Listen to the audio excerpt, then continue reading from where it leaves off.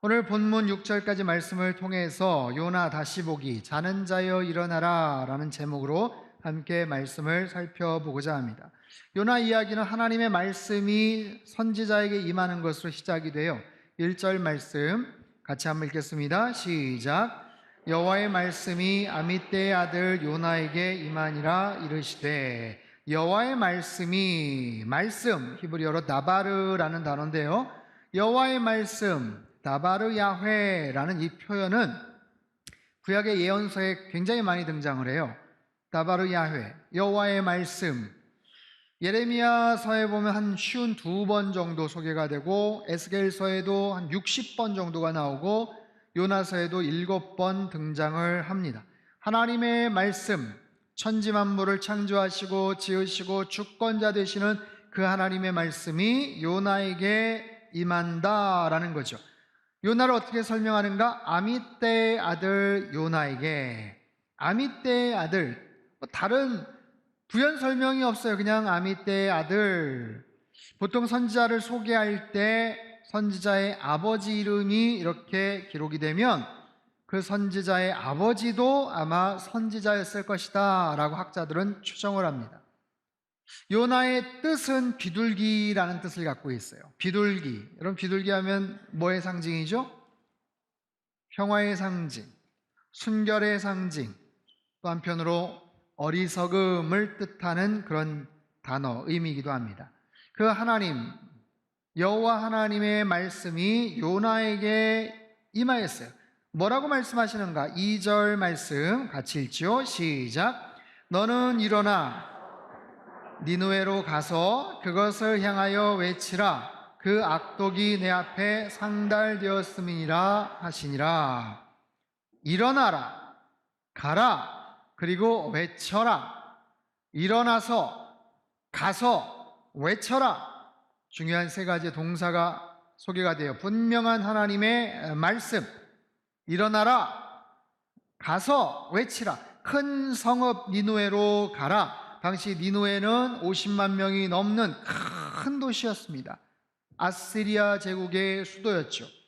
그 당시 북왕국은요, 여로보암 2세가 통치하던 때인데 아직 아수르 제국에 의해서 침략당하기 전이에요. 함락당하기 전이에요. 하지만 함락당하기 직전까지 끊임없이 이 제국의 군사들이 쳐들어와서 약탈하고 괴롭히고 힘들게 하고 사람들을 괴롭히고 그런 상황입니다. 그들의 중심지가 니느웨예요. 전쟁을 시작하거나 매듭을 질 때 그 니느웨 도성에서 시작이 되고 마무리가 지어집니다. 왕이 있었던 아수르 제국의 큰 제국의 수도였던 바로 그 도시. 근데 그 도시에 악독이 상달되었다. 그들의 악이 내 앞에 차올랐다라는 뜻이에요. 하나님께서 내버려 두실 수 없을 만큼 하늘에 닿았다, 그런 의미. 그래서 그들에게 가서 외쳐라, 선포하라. 어떤 말씀을요? 뭐라고 말씀하셔야 되는지, 뭐라고 전해야 되는지에 대한 내용은 사실 1장에는 없어요. 하지만 3장과 4장의 내용을 통해서 우리가 알 수 있는 것은 뭐냐면, 너희들의 악이 가득 찼다. 그래서 40일이 지나면 이 성읍을 하나님이 망하게 할 것이다. 무너뜨릴 것이다. 그러니 회개하라. 회개하면 용서해 준다. 그런 내용을 요나에게 전달하신 것 같아요. 너무나도 명백하고 분명한 하나님의 말씀, 일어나서 가서 전해라. 그러면 하나님의 선지자로서 당연히 예, 하나님 순종하겠습니다. 이제 출발합니다. 라고 순종하고 반응을 해야 되는데, 그에 대한 요나의 반응을 보세요. 3절 말씀입니다. 같이 읽죠. 시작. 그러나 요나가 여호와의 얼굴을 피하려고 일어나 다시스로 도망하려 하여 욥바로 내려갔더니 마침 다시스로 가는 배를 만난지라. 여호와의 얼굴을 피하여 그들과 함께 다시스로 가려고 배에 삭슬 주고 배에 올랐더라. 그러나 하나님께서 명하셨는데, 말씀하셨는데, 그러나 요나가 여호와의 얼굴을 피하려고, 하나님의 얼굴을 피한다는 거예요. 2번이나 나와요. 10절에 또 한 번 반복이 됩니다. 하나님의 얼굴을 피한다? 이것은 그의 얼굴로부터 멀어지다. 등을 지고 반대 방향으로 가다, 그런 의미예요. 요나는 하나님의 말씀을 듣고 도망을 갑니다. 가라고 명하신 니느웨로 가지 않고 정반대의 방향을 향해서 나아가는 거예요. 다시스로 가는 배를 타기 위해서 나아가는 거예요. 니느웨, 아수르 제국, 아스리아 제국의 수도라고 말씀을 드렸죠. 지금의 이라크 지역, 모술 지역, 티그리스강 동쪽, 요나가 있었던 북이스라엘 사마리아에서 동쪽으로 700km, 800km 떨어진 아주 먼 지역에 있는 그런 도시. 그들에게서 말씀을 전하라. 근데 요나는 싫었어요. 순종하고 싶지 않았어요. 다른 건 몰라도 이번만큼은 순종하고 싶지가 않았어요. 왜요? 아니, 그런 악한 민족은 멸망을 당해야지. 우리를 괴롭히는데, 이렇게 우리를 힘들게 하는데 하나님이 심판하셔야지. 우리가 기도하기 전에 하나님께서 손을 좀 봐주셔야지. 왜 그들에게 회개를 촉구하는 그런 메시지를 전하라고 하시나? 아니, 왜 그들을 용서하라고 하시나? 우리 지금 무지하게 고생하고 있는 것을 하나님 모르시나? 대수롭지 않게 여기시는 것 아닌가? 아니, 이것이 하나님의 정의이고 이것이 하나님의 선하심인가? 난 이해할 수 없다. 난 납득이 안 된다. 내가 하나님의 선지자지만 다른 건 몰라도 이것만큼은 내가 받아들이기가 어렵다. 팀 켈러라는 목사님이 이 부분을 이렇게 표현했어요. 하나님의 선하심 때문에 절망하다. 하나님의 선지자가 하나님의 선하심 때문에 절망하다. 여러분, 살아오시면서 하나님의 선하심 때문에 절망하신 적 있으세요? 하나님의 공의로우심 때문에 속상하신 적이 혹시 있으세요? 왜 하나님 나만 이렇게 대하시나?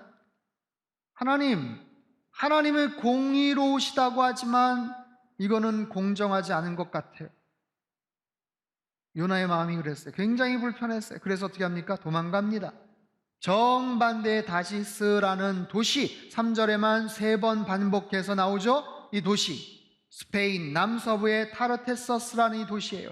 요빠 항구에서 배를 타면 무려 3,200km 정도를 항해를 해야 닿을 수 있는 지중해 저 먼 서쪽 끝에 있는 항구 도시.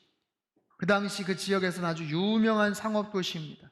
금과 은, 상아, 원숭이, 공작, 각종 특산물이 왔다 갔다 했고 보화가 풍부했던 바로 그곳. 지중해 일대에서는 아주 번창했던, 문명이 발달했던 바로 그런 도시. 지중해 끝이에요. 여러분, 그 당시 사람들에게는 지중해 끝이 세상 끝이거든요. 그래서 요나는 가장 먼 곳을 향해서 나아갑니다. 가장 멀리 하나님을 등지고 나아가는 거예요. 그리고 북적거리는 그곳에 가면 하나님이 나를 찾지 못하실지 몰라 하면서 아주 먼 곳으로 도망을 가기 위해 요빠로 내려갑니다. 지도를 한번 보여주세요. 요빠라는 곳, 예루살렘, 유다의 수도죠. 요빠에서 북동쪽으로 쭉 700, 800km를 가야 니느웨인데 저기서 배를 타고 3,200km를 항해를 해서 스페인 먼 곳까지 지금 가려고 하는 거예요. 요빠는요, 북이스라엘 수도 사마리아에서 서남쪽으로 한 60km 떨어져 있는 그런 지점인데 아주 중요한 그런 항구입니다. 여러 배들이 또 많은 무역선들이 왔다 갔다 하는 바로 그곳, 북적거리는 그곳. 근데 그곳에 갔더니 마침 다시스로 가는 배를 만났다. 사랑하는 성도 여러분, 하나님 앞에서 불순종하는데 일이 잘 풀린다? 그건 기뻐할 일이 아니에요. 형통이 아니라 재앙입니다. 요나처럼 하나님의 얼굴을 피하고 등지고 멀리 하는데 그런 일이 벌어진다? 여러분, 살아가시면서 어떤 경우에도 하나님의 얼굴을 피하는 일이 없게 되기를 바랍니다. 하나님을 등지고 마음이 살짝 오해가 생기거나 삐지거나 속상할 수 있어요. 그러나 하나님의 얼굴을 완전히 피하고 등지고 반대 방향으로 간다. 이거는 큰일 날 일이에요. 내 삶 속에 형통함이 있는가? 여러분, 사람들은 형통함에 대한 관심이 많아요. 아무개는 왜 이렇게 일이 잘 풀려? 아니, 저 인간은 왜 이렇게 하는 일마다 이렇게 형통해? 라고 생각할 수 있어요. 세상에서 말하는 형통, 하지만 하나님의 관점에서 바라보는 형통은 뭔가 차이가 있습니다. 여러분, 그 과정이 잘 풀리고 결과가 대박이 났다, 그걸 가지고 우리 형통하다라고 말하지만 하나님의 관점으로 볼 때는 아직 단정하기가 어려워요. 뭐냐 하면 그것이 정말 하나님이 기뻐하시는 그런 모습 속에서 성공하는 것인가? 단순히 그런 과정이나 결과만을 보고서 형통하다라고 말하기보다는 가장 중요한 것은 하나님의 관계입니다. 나와 하나님과의 거리입니다.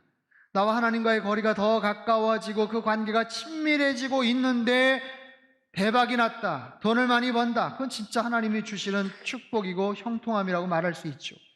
근데 전혀 그렇지 않은데 오히려 교회 떠나고 믿음도 심드렁해지고 요즘 마음이 불편해서 성경도 들어오지도 않고 오래전 벌써 지금 마음이 확 식어가지고 오래 됐는데 뭔가가 잘 풀린다. 여러분, 그건 뭔가 이상한 거예요. 문제가 있는 거예요. 형통함에 대해서, 내 현재의 자리, 하나님과의 관계에 대해서 여러분 잘 분별할 수 있는 지혜가 있어야 돼요. 4절과 5절 말씀을 같이 한번 읽겠습니다. 시작. 여호와께서 큰 바람을 바다 위에 내리심에 큰 폭풍이 일어나 배가 거의 깨지게 된지라. 사공들이 두려워하여 각각 자기의 신을 부르고 또 배를 가볍게 하려고 그 가운데 물건들을 바다에 던지니라. 그러나 요나는 배 밑층에 내려가서 누워 깊이 잠이 든지라. 큰 바람, 큰 폭풍, 하나님이 큰 바람을 내리셨어요. 하나님이 큰 폭풍을 준비하셨어요. 배가 깨지게 되었어요. 하나님께서 니느웨를 가리켜서 큰 성읍으로 가라 말씀하셨죠. 큰 성읍으로 가지 않으니 큰 바람이, 큰 풍랑이 맞닥뜨려지게 된 거예요. 풍랑이 일자 선원들이 기도를 합니다. 자신의 신을 부릅니다. 여러분, 이들은요 베테랑 선원들이에요. 갈릴리 바다에서 고기를 잡았던 제자들, 여러분 갈릴리에도 풍랑이 올고 복음서에도 보면 막 그냥 그들이 어찌할 바를 모르지만 그래봐야 갈릴리 바다 한 20km 정도밖에 안 돼요. 그렇게 넓지 않아요. 근데 여러분, 이 뱃사람들은요 3,000km가 넘는 지중해 바다를 왔다 갔다 했던 정말 베테랑 선원들이에요. 소문난 뱃사람들이에요. 웬만한 파도와 풍랑은 충분히 헤쳐나갈 수 있는 능력이 있는 사람들이라고요. 그런데 이 풍랑은 달랐어요. 자신들이 해결할 수 있는 그 역량의 바깥 해당하는, 이거는 우리가 어떻게 해결할 수 있는 그런 문제가 아니야. 그러자 어떻게 합니까? 자신들의 신을 찾아 기도합니다. 여러분, 인간은요 고통의 끝에서 신을 찾습니다. 극한의 상황 속에서, 절망의 수렁에서 도움을 청합니다. 어떤 의미에서 보면 무신론자라는 것은 존재하지 않아요. 전 세계적으로 무신론에 대한 관심들이 많고 탈종교화에 대한 어떤 그런 흐름들이 있지만, 나는 신을 안 믿어, 난 신의 존재를 부인해, 나는 무신론자야 라고 얘기하지만 이것은 그냥 자기의 독한 의지예요. 고집스럽게 나 자신만을 믿겠다라고 하는 굉장히 이기적인 그런 생각의 발로죠. 그런 사람들이 처절한 절망을 만나면 어떻게 될까요? 내가 감당할 수 없는 이런 풍랑을 맞닥뜨리게 되면 어떻게 될까요? 솔직해지는 거예요. 겉으로는 안 그런 척하지만 자기의 마음속에는 두려움이 가득 차요. 두렵다, 두렵다, 겁이 난다, 불안하다, 어떻게 좀 해결이 됐으면 좋겠다, 누가 이 문제를 좀 해결해 줬으면 좋겠다, 정말 신이 있다면 그 신이 이 문제를 좀 해결해 줬으면 좋겠다, 하나님이 정말 계시다면 그분께라도 내가 기도하고 싶다. 여러분, 이게 모든 인간들의 솔직한 모습이죠.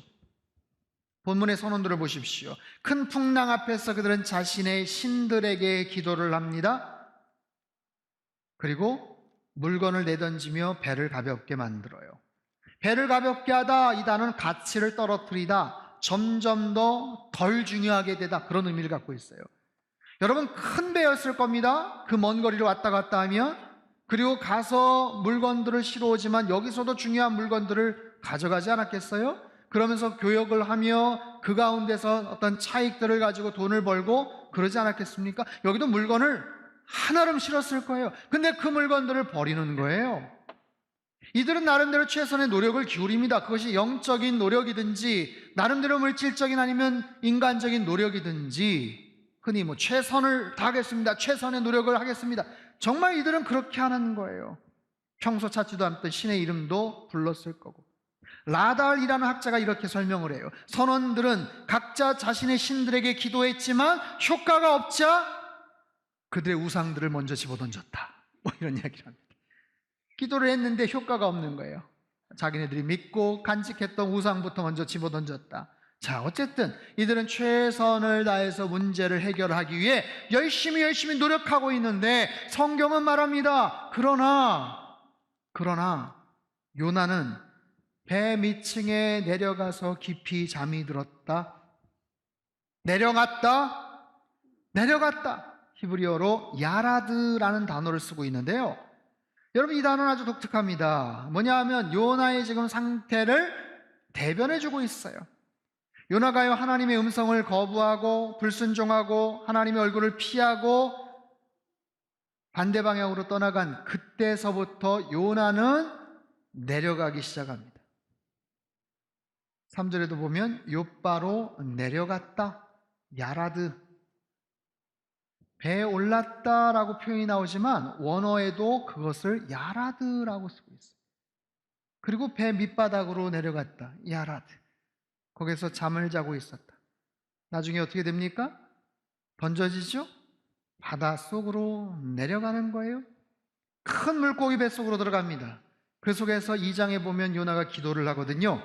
기도하는 내용, 이런 표현을 써요. 6절, 내가 산의 뿌리까지 내려갔사오며. 야라드. 바다 깊숙한 곳까지 욥바로 내려갔어요. 배를 타고 배 밑바닥으로 내려갔어요. 바다로 던져졌어요. 물고기 뱃속을 통해서 저 바다 밑바닥까지 내려갔어요. 사랑하는 성도 여러분, 여러분 지금 인생의 위치는 어디에 있습니까? 올라가고 있습니까? 내려가고 있습니까? 중요한 것은 내가 어느 위치에 있느냐, 어떤 장소에 있느냐가 아니라 방향입니다. 남들보다 조금 더 높은 위치에 있을 수도 있어요. 과거에 비하니까 훨씬 더 잘 사는 것 같아요. 그런데 내려가고 있는 중인지 올라가고 있는 중인지가 중요한 거예요. 하나님의 사람들은 더 숭고한 가치들을 바라보며 위를 향해 나아가야 돼요. 참된 크리스찬들, 우리들은 이 땅에 발을 딛고 살아가면서 예수님처럼 낮은 곳으로, 더 낮은 곳으로 주님의 사랑과 은혜를 흘려보내야 되지요. 그럼에도 우리의 이상과 우리의 신념과 우리의 믿음과 우리의 영적 시선은 언제나 위를 향해 있어야 돼요. 언제나 더 높은, 저 높은 곳을 향하여 나아가야 되는 거예요. 하지만 살아가면서 그러지 못할 때가 있어요. 낙심하고 지쳐있을 때가 있어요. 털썩 주저앉을 때가 있어요. 그럴 때 성령 하나님께서는 지친 우리의 심령을 일으켜 주시고 높은 곳으로 인도하시고 올라가게 하시는 줄로 믿습니다. 이사야 40장 31절 말씀 우리 큰 목소리로 같이 읽겠습니다. 시작. 오직 여호와를 앙망하는 자는 새 힘을 얻으리니 독수리가 날개치며 올라감 같을 것이요 다른 박질하여도 곤비하지 아니하겠고 걸어가도 피곤하지 아니하리로다. 아멘. 하박국서 3장 19절 말씀 같이 읽죠. 시작. 주 여호와는 나의 힘이시라. 나의 발을 사슴과 같게 하사 나를 나의 높은 곳으로 다니게 하시리로다. 아멘. 언제나 믿음의 주에 온전케 하시는 예수 그리스도, 그분만을 바라보며 살아가시기를 축원합니다. 주님 안에서 새 힘 얻어서 높은 곳을 향해 나아가는 은혜가 있게 되기를 주님의 이름으로 축복합니다. 마지막 6절 말씀을 같이 읽겠습니다. 시작. 선장이 그에게 가서 이르되 자는 자여 어찌함이냐. 일어나서 내 하나님께 구하라. 혹시 하나님이 우리를 생각하사 망하지 아니하게 하시리라 하니라. 자, 자는 자여 일어나라. 요나는요, 배 밑에 내려가서 잠이 듭니다. 피곤했겠죠. 긴장이 풀리면서 잠이 들었겠죠. 그런데 이건 그냥 잠이 아니에요. 그냥 잠이 아니에요. 이거는 기절할 정도의 깊은 잠이다라는 의미예요. 까무러칠 정도로, 왜 이렇게 잠이 오지? 정신을 차릴 수 없을 정도로 그냥 깊이 잠에 빠지는 거예요. 이것은 부정적인 의미입니다. 활력을 잃고 침체된 상태로 탈진하다시피 그냥 철퍼덕 쓰러져 버린 그런 상태. 선장이 와서 깨웁니다. 흔들면서 깨웠겠죠. 자는 자여, 자는 자여, 일어나라. 너의 신에게 구하라. 너 지금 뭐 하고 있냐? 지금 잠이 오냐? 지금 잘 때냐? 그 질문이에요. 여러분, 요나는 선지자입니다. 하나님의 귀한 말씀을 맡아서 소명을 맡은 자예요. 여러분, 그의 소명, 하나님이 주신 그 말씀 명령에 따라서 수십만 명의 니느웨 사람들이 생명이 왔다 갔다 합니다. 굉장히 중요한 책임을, 사명을 맡고 있는 사람이에요. 그런데 그 요나가 지금 뭐라고 불리워져요? 자는 자요. 일어나라, 네 하나님께 구하라. 이방인 선장에게 이런 질책을 듣고 있어요. 이번 여름 수련회 주제가 뭐죠? 교회여 일어나라. 교회여 일어나라. 같은 제목의 복음성가 가사, 오늘 예배 시작 전에도 한번 같이 불렀지만 보세요. 교회여 일어나라. 주께서 부르시니 두려움과 실패 내려놓고 교회여 일어나라. 교회여 일어나라. 주께서 보내시니 우리를 부르신 삶의 자리에서 교회여 일어나라. 우린 세상의 빛, 어둠을 밝히는 하나님의 편지, 주를 나타내는 주의 교회를 통해, 우리를 통해 세상이 주를 보리라. 얼마나 멋진 가사인지 몰라요. 예, 우리는 세상에 비치고 하나님의 편지입니다. 어둠을 밝히라는 사명이 있어요. 하나님의 말씀, 주님의 명령에 순종해서 주님을 나타내는 그리스도의 편지와도 같은 그런 존재들이에요. 이 땅의 교회가, 우리 상당교회가 저와 여러분이 한 교회가 되어서 바로 그런 역할을 감당하라는 거예요. 여러분, 요나도 마찬가지죠. 요나도 그런 거에 중요한 사명과 책무를 갖고 있지 않습니까? 요나도 당연히 세상에 비치고 하나님의 편지여야 돼요. 그런데 어떻게 불린다고요? 자는 자요. 잠을 자고 있는 자요. 지금 자고 있을 때냐, 잠이 오냐 지금.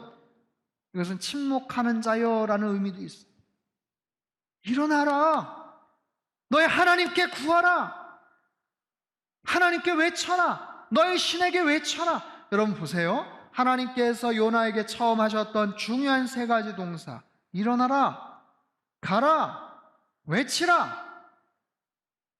비슷한 말씀을 선장에게 듣고 있어요. 일어나라. 너의 신에게 외쳐라. 비몽사몽 가운데 혼곤한 상태에서 들려오는 이 메시지 아마 요나는 깜짝 놀랐겠죠. 요나서는요, 여러분 아시는 것처럼 회심 이야기, 니느웨 사람들의 회심 이야기가 소개가 되죠. 툴툴거리면서 요나 선지자가 이야기를 하니까 그들이 말씀을 깨닫고 뉘우치고 하나님 앞에 회개를 합니다. 하나님께서 용서해 주셔요.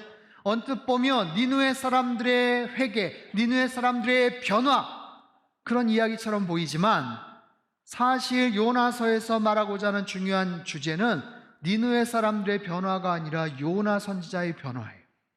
요나 선지자의 생각의 변화예요. 요나 선지자의 그 마음의 변화예요. 하나님에 대한 그런 마음, 하나님의 사랑에 대한 그런 마음, 그 시선이 바뀌고 있음을 우리는 알아야 돼요. 요나의 마음이 바뀌어야 된다. 보세요. 제가 제목을 붙였어요. 요나 다시 보기. 자는 자여 일어나라. 요나 다시 보기, 요나서를 다시 보는 게 아니라 요나 다시 보기예요. 어쩌면 불순종한 선지자 요나를 다시 한번 들여다봅시다, 그런 의미도 있지만 더 중요한 것은 그 요나와 마찬가지인 요나, 우리 한 사람, 요나를 다시 들여다보는 거예요. 여러분, 요나의 변화를 원하셨던 하나님이 요나, 우리 자신의 변화도 하나님께서는 원하시는 거예요.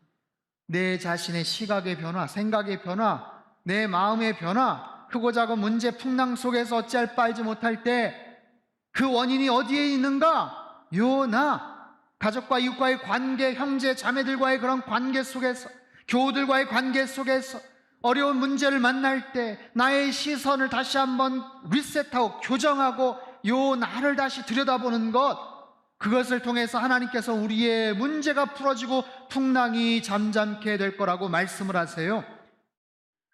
요나 다시 보기를 통해서 내 자신을 들여다보고 하나님의 귀한 마음을, 하나님의 그 사랑의 마음을 깨닫게 되는 은혜가 있게 되기를 바랍니다. 말씀을 통해서 우리의 영혼에 들려주시는 하나님의 음성, 혹시 무기력과 영적인 태만함 속에서 잠들어 있었다면 자는 자여 일어나라, 예, 하나님 다시 일어나겠습니다. 정신 차리겠습니다. 다시 일어나서 하나님께서 맡겨주신 사명 따라 살아가겠습니다. 라고 그렇게 고백하는 저와 여러분, 우리 상당교회, 우리의 모든 앞으로의 여정이 다 되시기를 주님의 이름으로 축원합니다.